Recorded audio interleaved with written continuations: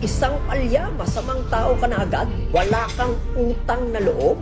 Yan ang nasabi ng OFW na ito sa aking comment section pagkatapos niyang pumalya sa pagbibigay ng pera ng isang beses. Ang masakit, para bang limot lahat ng ginawa at sakripisyong binigay. Ang tanong, tama ba ito? Porke ba pinag-aral ka, obligado ka ng buhayin sila?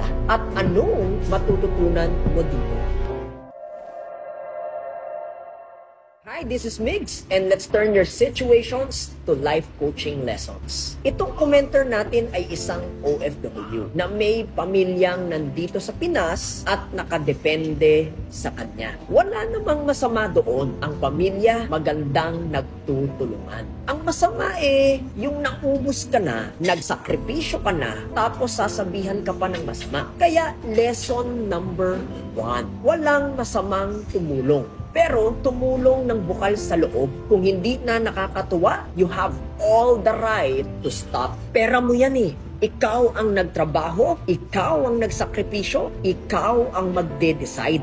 Ano man ang sabihin nila. Lesson number 2, wag mong hahayaan na bastusin ka ng mga dependent mo. Wag mong hahayaan na maging spoiled brat at entitled yang mga yan. Ang iba nakalimutan ng mag-thank you. Nakalimutan ng maging grateful. Pinalitan na ang salitang salamat sa salitang dapat. Kung ikaw ang dependent, huwag kang entitled. Magpasalamat ka. Pwede ka naman makisuyo at makipag-usap ng maayos. Gawin mo ng tama.